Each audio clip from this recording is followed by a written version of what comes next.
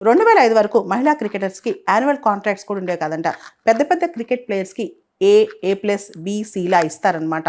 వాళ్ళకి యాన్యువల్‌గా బీసీసీఐ డబ్బులు పే చేస్తారు. ఉదాహరణకి విరాట్ కోహ్లీ, రోహిత్ శర్మ వీళ్ళందరికీ కూడా యాన్యువల్ కాంట్రాక్ట్స్ చాలా భారీ మొత్తంలో యాన్యువల్ కాంట్రాక్ట్ ఫీజు ఉంటుందన్నమాట. కానీ మహిళా క్రికెటర్స్‌కి 2005, 6 వరకు అసలు యాన్యువల్ కాంట్రాక్ట్స్ లేవు. ఈ మధ్య కాలం వరకు కూడా సరిగ్గా లేవంట. మ్యాచ్ ఫీజు ఉండేది కాదు. కొన్ని సందర్భాల్లో మ్యాచ్‌కి ₹1000 మాత్రమే వచ్చాయంట.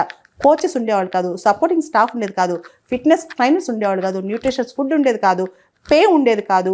అండ్ తల్లిదండ్రులు ఆడపిల్లని ఎంతో దూరం పంపించాలంటే ఖచ్చితంగా ఇన్ఫ్రాస్ట్రక్చర్ కానీ, సెక్యూరిటీ కానీ ఇవన్నీ చూస్తారు కదా.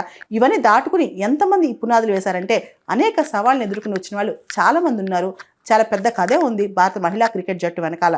మనం చూస్తే కనుక బీసీసీఐ వాళ్ళు 2022లో ఉమెన్స్ ప్రీమియర్ లీగ్ స్టార్ట్ చేశారనమాట. అక్కడి నుంచి ఇంకా ఇంకా ఊత వచ్చింది ఉమెన్ క్రికెట్ మ్యాచ్కి. దాంతోపాటు ఉమెన్ క్రికెట్ ప్లేయర్స్ చాలా అత్యద్భుతమైన ప్రతిభ కూడా కనపరచడం స్టార్ట్ చేశారు. మనం ఈరోజు ఎవరినైతే చూస్తున్నామో హర్మన్ ప్రీత్ కౌర్ కావచ్చు, స్మృతి మందాన కావచ్చు, వీళ్ళ వెనకాల విపరీతమైన కృషి ఉంది. చాలామంది అమ్మాయిలు వాళ్ళ జీవితాలను ఓర్చి, కష్టాలను ఓర్చి ఈ టీంని ముందుకు నడిపించారన్నమాట.